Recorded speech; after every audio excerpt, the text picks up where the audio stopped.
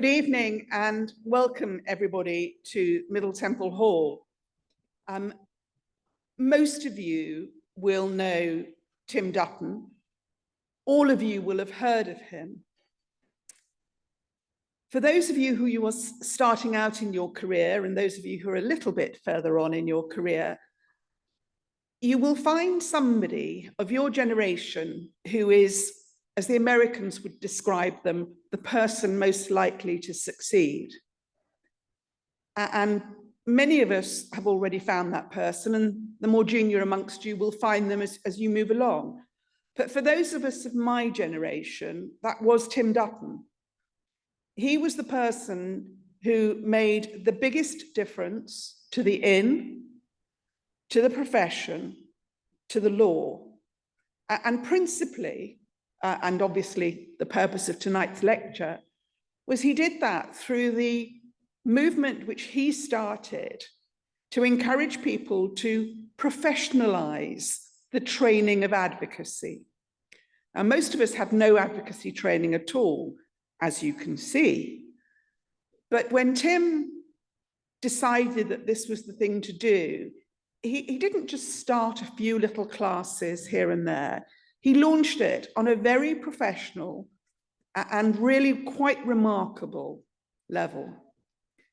Now, when you have left tonight's lecture, and if you want to find out a bit more about Tim and what he did, as I say, for the profession and the law, as well as for Middle Temple, you will find an interview that he gave, which is on the Middle Temple YouTube channel, about coping with the difficulties that he has had in his physical health over the years.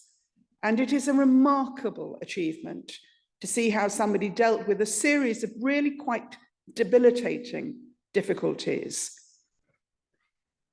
Despite all of that, he was leader of the circuit, he was chair of the bar, he was a very young bencher in the inn, and I have no doubt at all would have been a fabulous treasurer in due course. And his latest illness has robbed us of many of those further achievements that he would have reached. But it hasn't taken him, and it hasn't taken his spirit.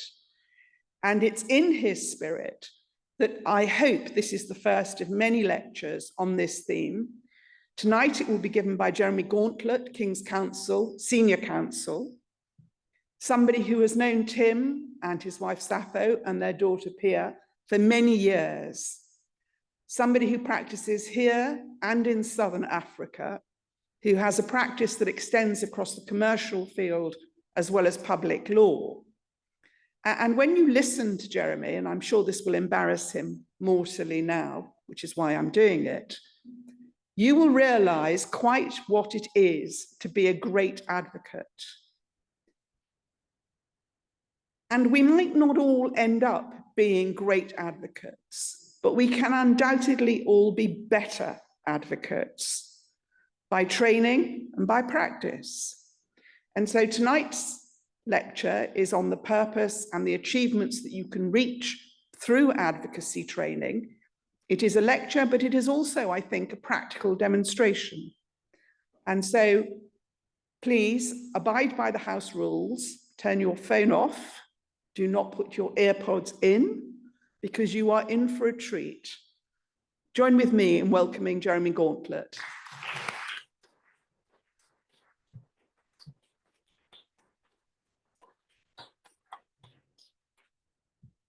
Master Treasurer Emeritus, benchers of the inn, members of the inn, some students, ladies and gentlemen, and all the friends who evidently are joining us tonight online, good evening.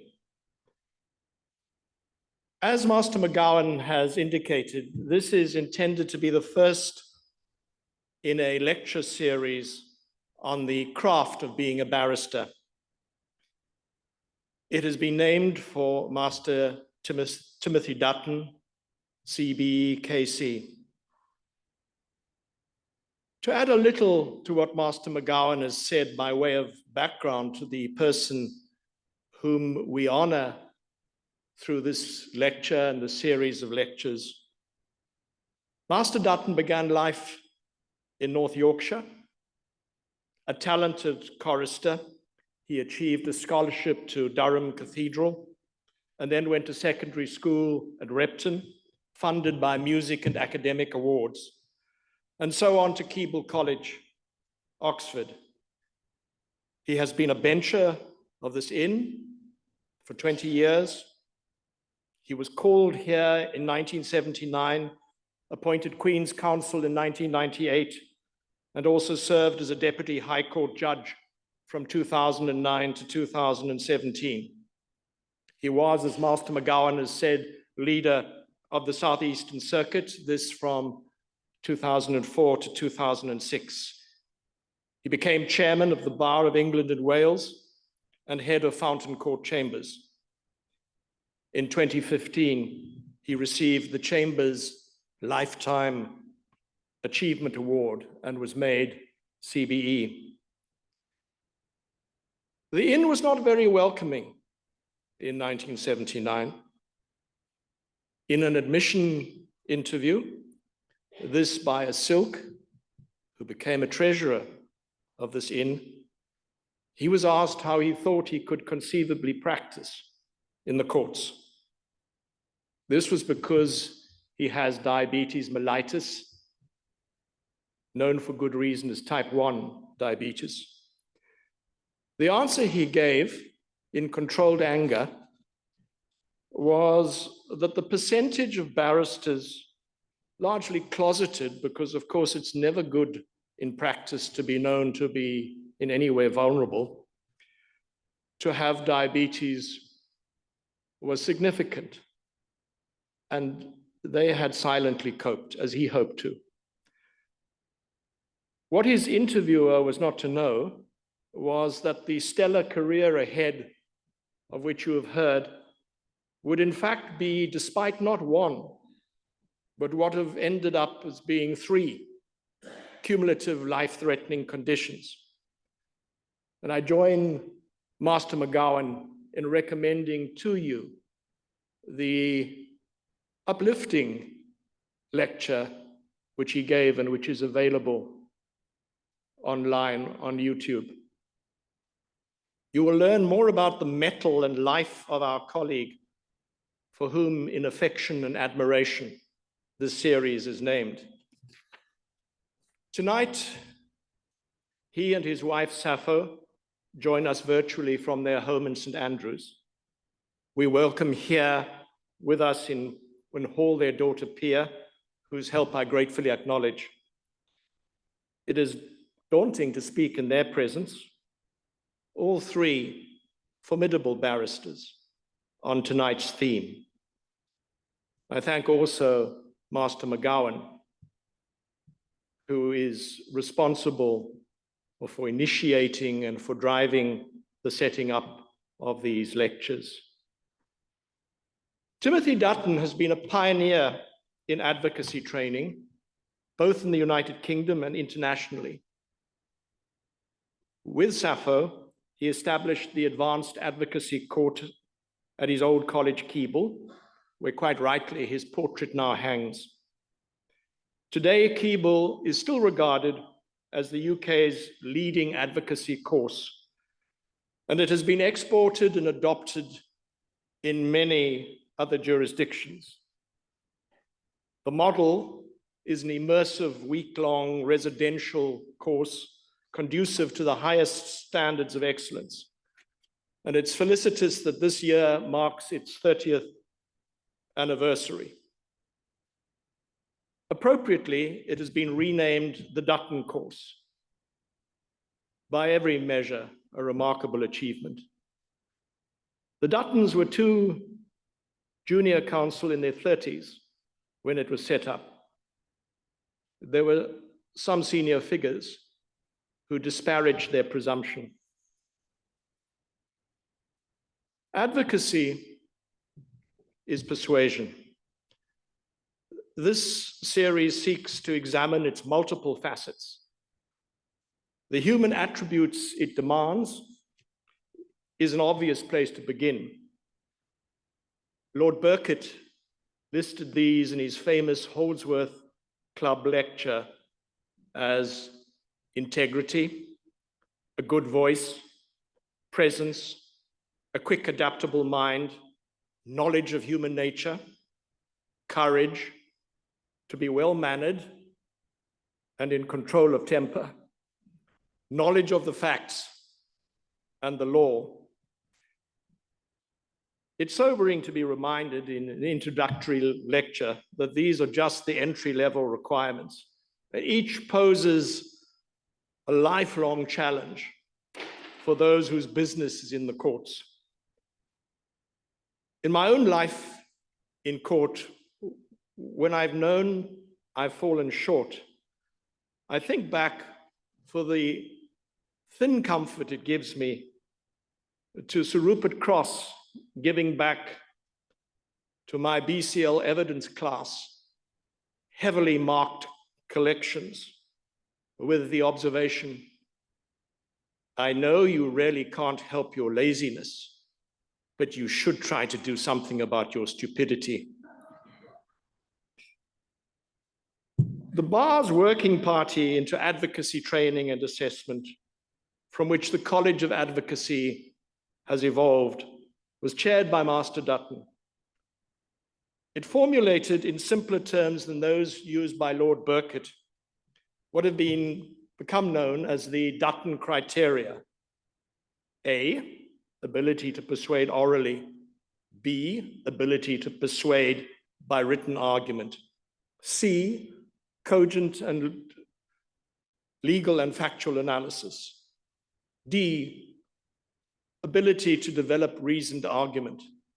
E, forensic skills with evidence, and all of these conducted to the highest ethical standards. Future lectures will no doubt closely examine the implications for the Dutton criteria of modernity, in particular technology's impact on the law. Should we still be quoting the Dutton criteria or Lord Burkitt in the circumstances of practice now? I take the lecture title tonight, Persuasion, Improving Skills in Oral Advocacy, quite obviously from the first line of the famous novel. But there's another first line which others might suggest should be a future theme. It is the first line in L.P. Hartley's elegiac The Go-Between. The past is a far country. They do things differently there. Surely that's true, some will say, about advocacy. Why talk to us about Lord Burkitt and the Dutton criteria? Well, I'm sure future lectures will take head on the impact on advocacy of juggernauts like artificial intelligence and of virtual hearings. But in unrepentantly taking the Holdsworth lecture and the Dutton criteria as a departure point for tonight, I have to explain why, beyond piety for the pioneering work of Timothy Dutton, I should feel free to do so. My declaration on AI is that I stand with Noam Chomsky writing on the 8th of March this year in the New York Times, that the human mind is not like ChatGPT and its kind, a voracious statistical devourer of hundreds of terabytes of data, snatching the most plausible answer to a conversation and the most likely answer to a scientific question. It doesn't, Chomsky said, try in that way to correlate simply from data, but it tries to create explanations. But what I believe is enduring still in what Master Dutton and before him, Lord Burkett has had to say on advocacy. What I believe is fundamental to that is that ultimately the human mind in our common experience is a numinous thing. While drawing gratefully on every age to foster perception, it simply can't surrender to the devices themselves. And while on the first juggernaut in Professor Chomsky, I had something of an ally, there is a very powerful adversary on the second in relation to the reach of the online world in the technology advisor to no less than 6 Chief Justices now, Professor Richard Susskind.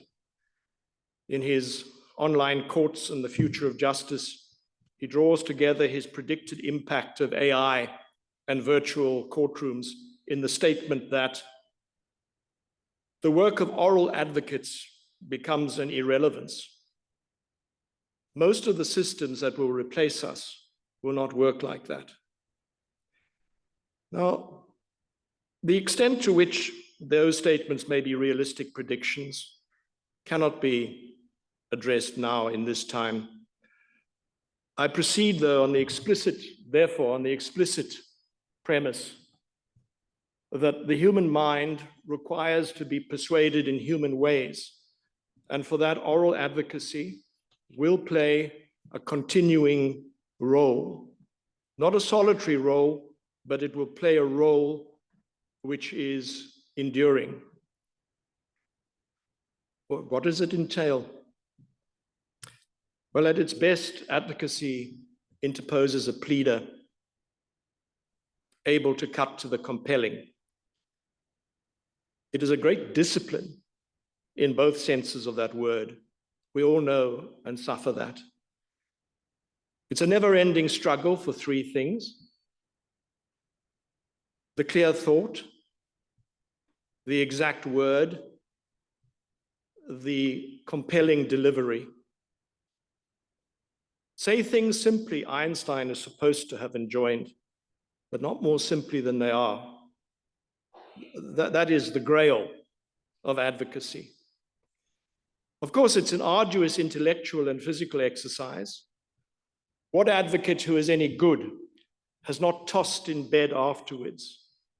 That is what I should have said. So it demands more than skilled dissection and mellifluous conveying. It must have carefully worked out substantive content. At its best, and we all experience it at times at its worst, it requires an underpinning in the form of a knowledge of law and the distillation of principle, the recta ratio, expounded from Ulpian through to Grotius, through Lord Mansfield, Hume, to Dworkin. Of the skills of advocacy, I want to lift out tonight only the first of Master Dutton's criteria, the ability to persuade orally. I have 5 things to say about it, and only 5 things for a reason I shall come to. First, how to formulate. George Orwell, in his great essay, Politics in the English Language, offers these 6 simple rules. 1, never use a metaphor, simile, or other figure of speech which you are used to seeing in print. 2, never use a long word where a short one will do. 3, if it's possible to cut a word out, always cut it out. 4, never use the passive where you can use the active. 5, never use a foreign phrase, a scientific word, or a jargon word if you can think of an everyday English equivalent. 6, break any of these rules sooner than say anything outright barbarous. What then is good advocacy? Well, it conveys exactly as I have suggested, the clear thought. But it is so important to know and to experience in your own life that the thought must choose the words, not the words, the thought. Too often, we resort to speaking first, hoping somehow through the words we are using to find the elusive thought. No more needs or should be said than the absolute essence of what you're trying to convey. And the whole must hold attention. The second of my 5 points relates to how to begin. Attention has to be established and then not lost. No one wants to be left trackless in the wood of words. Everyone wants help to find the way through. So we learn to establish in the first moments the adjudicator's curiosity. You may need, in commencing with any presentation, to convey something mundane, the inevitable housekeeping of hearings. But do not let the opening moments signal that tedium beckons in the form of a dreary trudge across a Siberian tundra of initial fact and the flatlands of ordinary legal principle. Few adjudicators, in contrast, are not attracted by a beginning which is bold enough to present a grip on the throat of the case. My third point concerns structure and follows on from the first two. Say how you intend to proceed. Offer that way through the woods. If structure is not speedily indicated, there is likely to be a not always good-natured intervention from the court or tribunal. Where are you? Where are you going? So say at the outset how you intend to proceed. It holds, of course, dangers, because the clever or other adjudicator may decide to move fast, to try to preempt on the basis of plucking out what you indicate is your third or fourth prop of argument and cut it away under you. But better get to grips with it. Better either to undertake the task of rearranging the structure under you, or being able to say with plausibility and sincerity that you are coming to that. Fourth, focus the hearing and thus your listeners. I've heard it said in this hall, in fact, that the human mind will only take away from any presentation at most 5 things. Looking at the evident luminosity and high intelligence of this audience, I was going to take a chance on 6, but decided to stick to 5. It is coupled with another truth, which I believe most of us, a stark truth most of us have encountered, and that is that the limit of interest by human beings in any single speaker is at most 40 minutes. So be brief and discriminate. Kill your darlings, as Arthur Quiller Couch, and after him, William Faulkner, put it. Some court bores present a smorgasbord of equally ranking points proffered up on a platter. Choose carefully. We can't all be like Sidney Kentridge, wickedly telling a court, "My lords, I have 3 points. One is unarguable. A second is sound. The third is unanswerable." "Surely, Mr. Kentridge," came the inevitable intervention, "you can just tell us what is unanswerable." "Oh no, my lords," came the teasing answer. "It's for me to argue and for you to decide." But you can make a good start by killing your darlings, killing the hobby horses which one can develop in a case, the minor attractions, juristic or semantic. And you can make a very good start in the clarity of what you have to say by retrenching all adjectives and adverbs, using just nouns and verbs. My 5th point is, remember Professor Cross's injunction that even if your laziness is incurable, your stupidity just may not be. By this I mean that we all as speakers, as advocates, have deficiencies which may seem insurmountable, but there are things you can cultivate. Sometimes some simple things.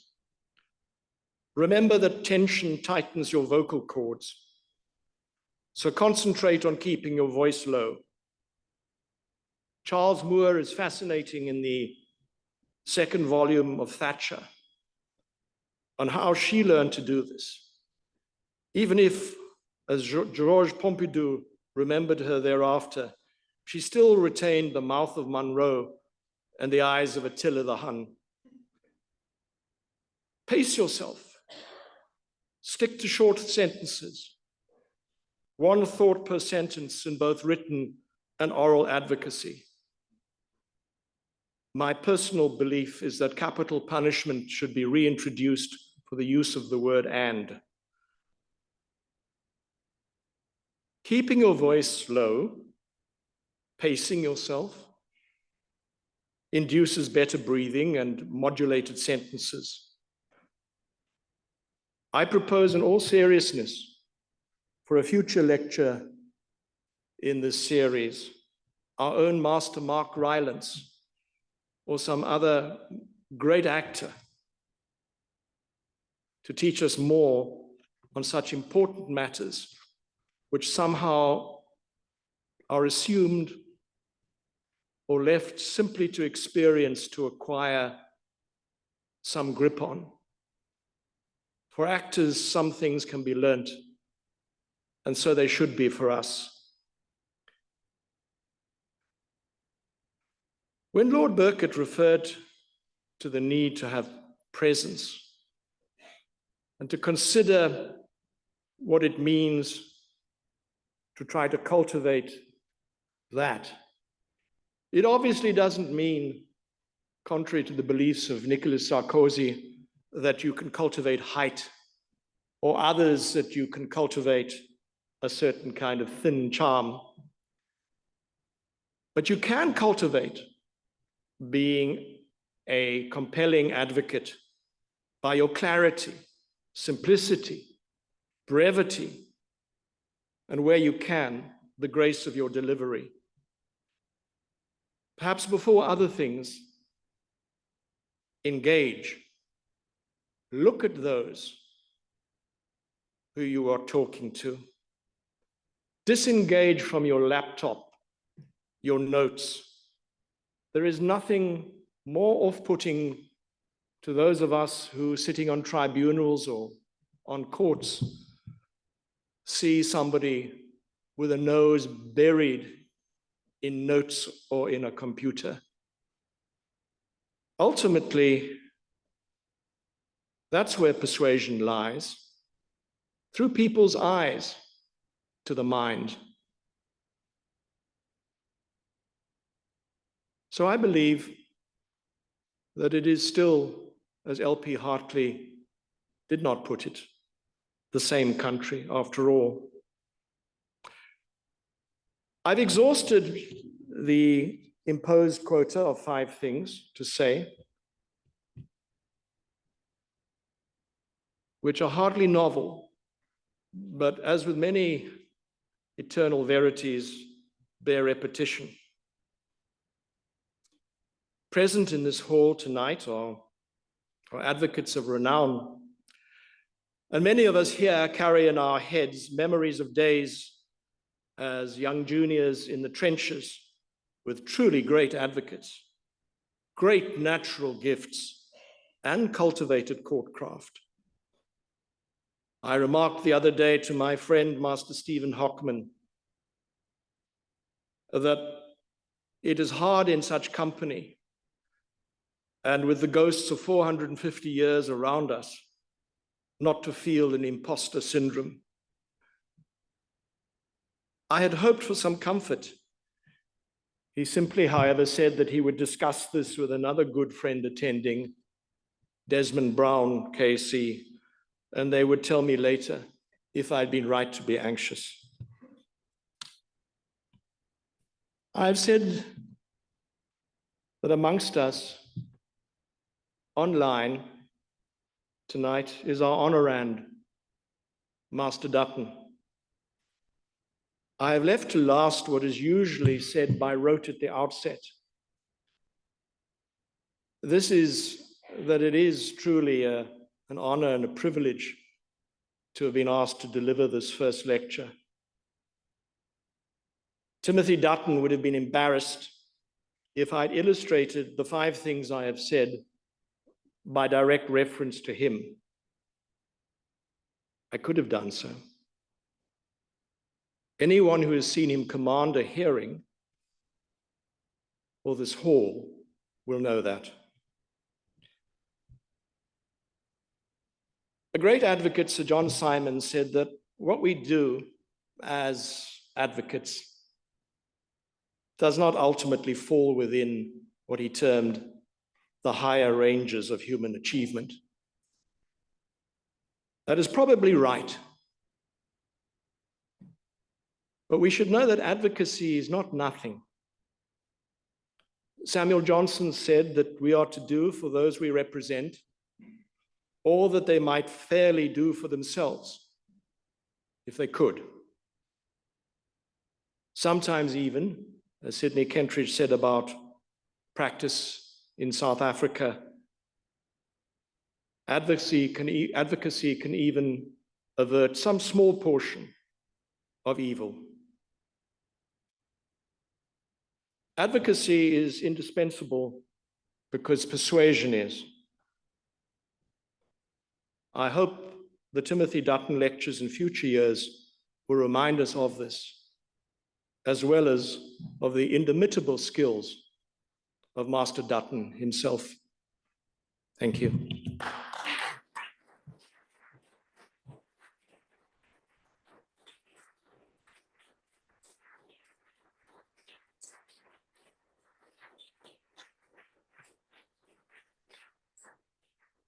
Thank you very, very much, Master Gauntlet. Now, there is an opportunity to put questions. There are microphones at the back of the room, because no matter how good you are, you're unlikely to be able to fill a room this size with your voice, no matter how well modulated it might be. Master Gauntlet has very kindly agreed to take some questions, and I think we may have some other questions online if the technology has stood up. We're not sure whether it will or not. I can't believe you're all stunned into silence. Master Hockman.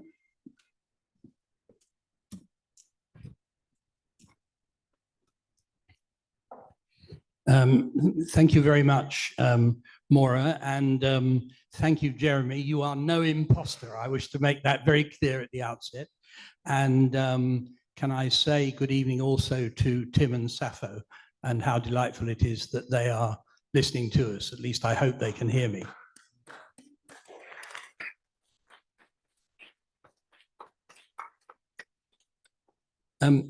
Jeremy, you yourself, I think, learned your advocacy in South Africa, and you've mentioned others, including the great Sidney Kentridge, who himself started life and practiced for many years in South Africa.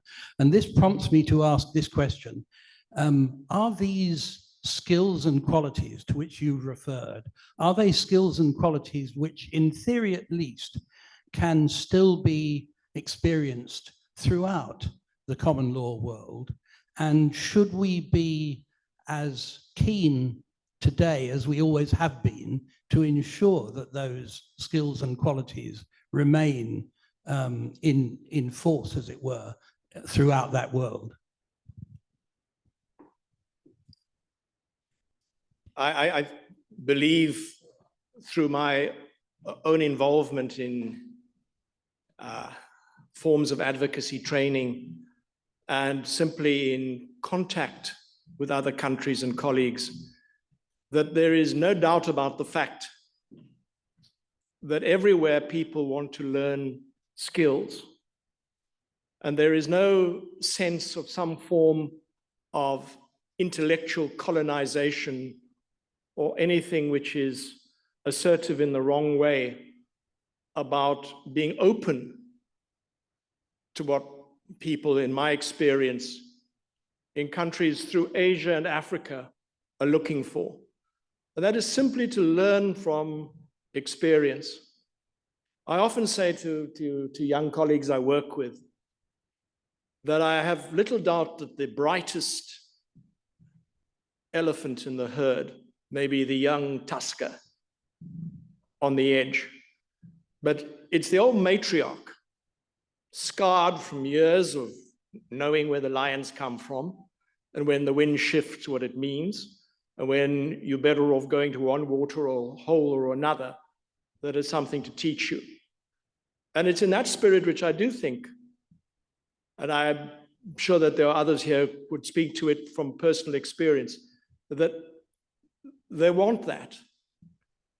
Not because there is anything innate in that matriarch.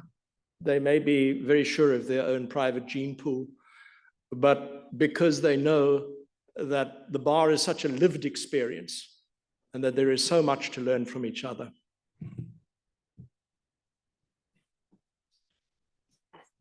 Microphone there.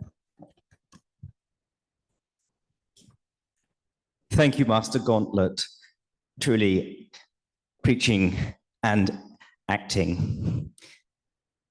I was wondering if you could tell us some words of wisdom on what to do when something goes wrong in a speech or in advocacy. Well, I'm inclined to give an immediately slightly facetious answer, that it's a little story about a South African Constitutional Court judge who went on to be the prosecutor in the Yugoslav tribunal, Richard Goldstone. He was in court appearing before a particularly cantankerous judge. And someone else was on their feet and something went badly wrong. A colleague said something under his breath to Goldstone, and the judge said, "Tell me what he said." He couldn't do that. The judge said, "I demand it." So ultimately Goldstone got up and said, "My lord, he says he wants his mummy." So we all have that feeling when something really, really goes wrong, that you want something which is an extraneous form of assistance. I think, on a more serious note, the very best thing one can do is to obey a very ancient legal principle, and that is, when you're in a hole, stop digging. Don't blunder on. Don't try and decorate your misfortune or cloak it in anything. Very often, the best thing is to diffuse the situation by saying, "I misspoke." It's a very American word, which unfortunately Richard Nixon made famous. But to wind back, don't blunder on, because if we all have a limited credibility in the adjudicative tea room, And if you get known as a person who will not acknowledge an error and will not regroup and console yourself with knowing that even the greatest, perhaps especially the greatest military tacticians, have regrouped and struck again. I would have expected him to answer that he didn't know what to do when it went wrong, because it didn't go wrong for him. Couple of questions online.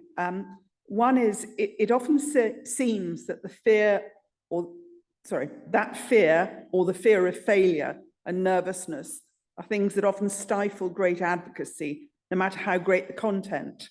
What is the best way to overcome this? And a second question from another person: what can students do to improve their advocacy in their BPC days?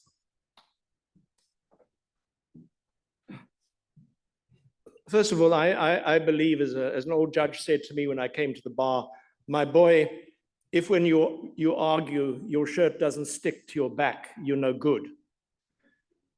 I do think that a physiological response in the form of trying to control your knees or whatever else it is that you're going to have to live with it. You might hope to be like Prince Andrew and not be afflicted with certain of these difficulties, but you will have some form or the other. And it's not a bad thing, because when you understand what's happening, it is the fight or flight going on. It is the raised adrenaline. Of course, it mustn't reach the point of precipitous flight or unconsidered fight, least of all with the adjudicator. Although I do believe, and this is a slight digression, that adjudicators are to be stood up to. They are to be fought in the right way. They're not always right. And there are many not so subtle ways in which bullying happens. So the physiological side, to our questioner online, you've got to know that it stays with you always. I think each of us who are old lags and have been doing this for a long time will feel that heightened tension before speaking in any sort of public setting, to addressing a court. I'm not sure what I would advise on the BPC aspect, other than expose yourself as much as possible to hearings. Watch others, note things they do well, note other things that you think, well, that's strange. I wonder why she does that or he does the other. Watch, listen. And for the rest, what is crucial is that you have, if you're lucky, good genes, and if you're very lucky, even better luck.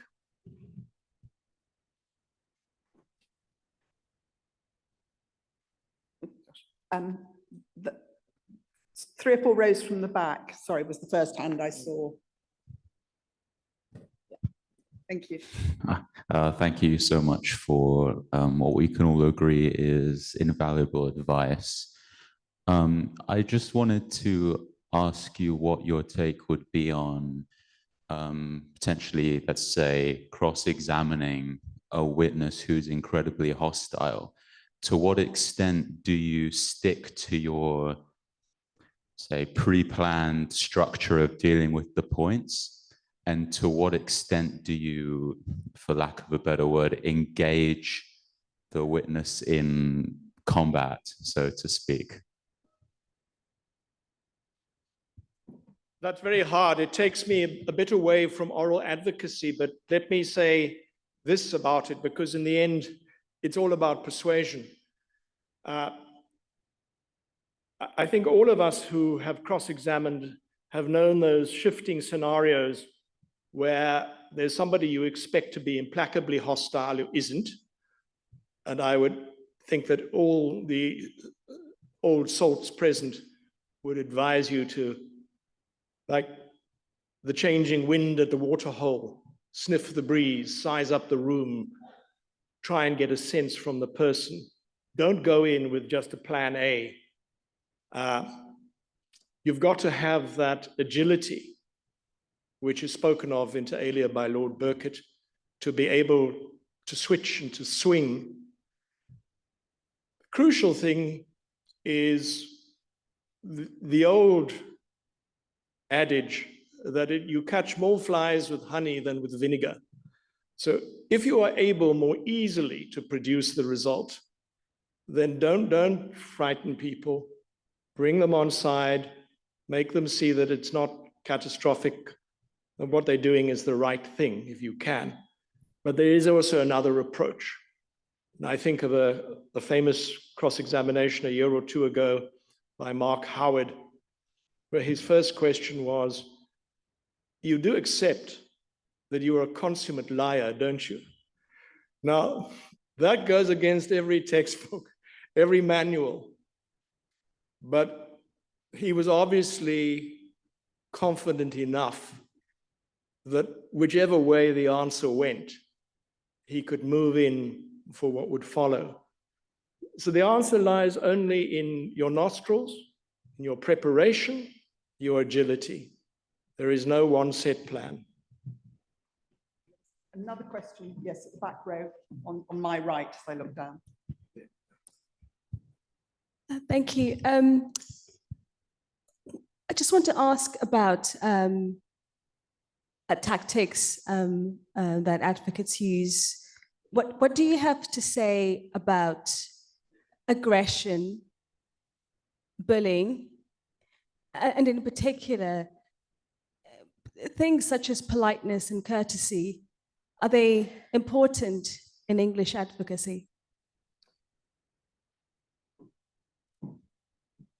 For me, I think it's vital, and I would defer to many others here who would have a closer sense of the evolution over the years.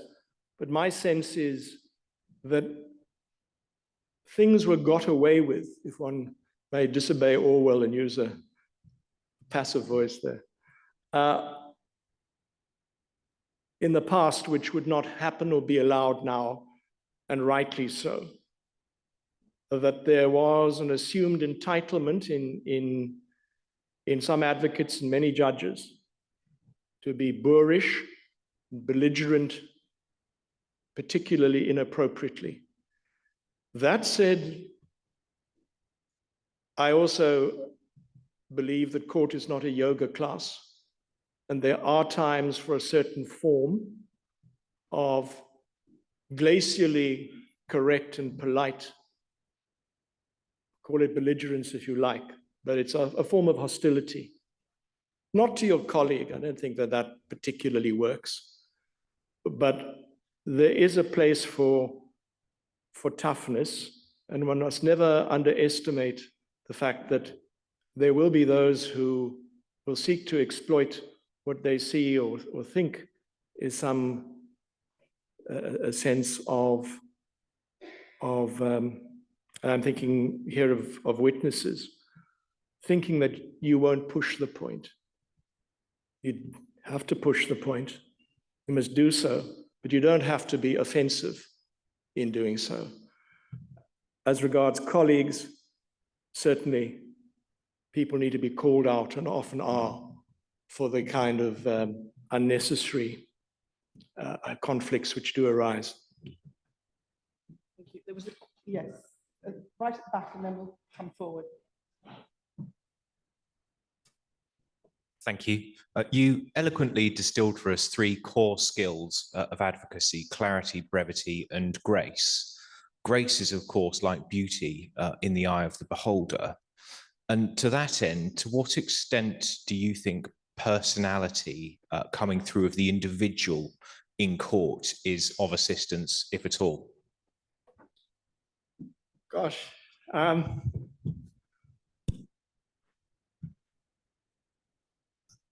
I think in the end, through persuasion, there is some sort of building of trust. Sometimes there may be people who don't particularly warm to you, don't particularly think you clubbable in their kind of way.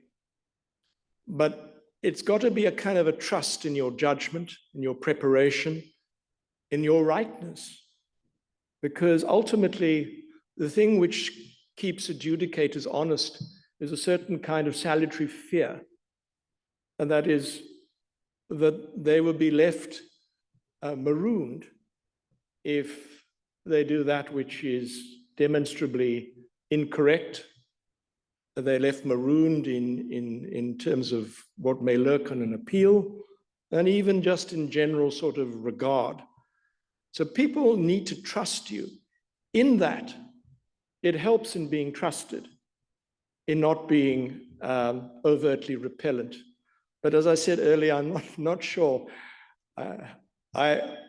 Nicolas Sarkozy was able to deal with his height, but I'm really not sure how one adds particularly to a charm that you don't have. You can be engaging though.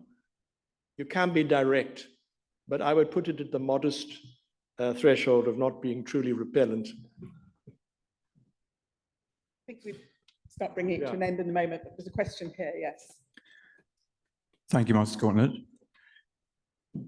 There's two ways to understand what persuasive argument can mean. One of them is that pertains to the rationality, the validity, soundness, truth, and the other is more like the art of persuasion. Yep. Perhaps a science, but it involves tactics, it involves presentation skills. Yes. These two things can come into tension. Yes. How do you resolve that tension? Well, I think you have to, I'm not sure where you start actually, because what I've said, you've got to start, what I believe, with the clear thought and try and find the exact word for it. The clear thought has got to have a footing. I often say to those I work with in a case that we haven't got much of a footing, a foothold on this mountain face, but this is it. And this is what we must work with and not be lured as one can be by a leap to some other position, which is not a viable position ultimately. So what you've got to do is find yourself in the rationality, anchor yourself of what you're saying, then say it as attractively as you can, say it as shortly as you can, and it doesn't get better to say it more frequently. But ultimately, you've got to reconcile the tension. It's no good having the honeyed words to this skilled and cynical and exhausted ear of the adjudicator, which do not carry with them the compulsion that they are right. So the rationality is the beginning and not the end of it, but it's the beginning of it. After that, it's conveying it as compellingly as you can. Thank you very much. Thank you to those of you who've put questions from the audience and to a large number of questions that have come through online. Master Gauntlet is absolutely right. Things don't get better by virtue of their being repeated. But I am going to repeat my personal thanks and the thanks of all those members of the Inn and of the profession who have benefited from the work and the contribution that Tim Dutton and Sappho and Pia have made over the years. And I'm also going to repeat my thanks to Master Gauntlet for his extraordinary talk this evening. This is the first of a series. And as I look up and down the audience, I hope one day to see some of you who are perhaps a little bit younger than the rest of us, eventually taking your place here to conduct this lecture. So with my thanks to everybody for being here, but please join with me in thanking Master Gauntlet for his lecture this evening.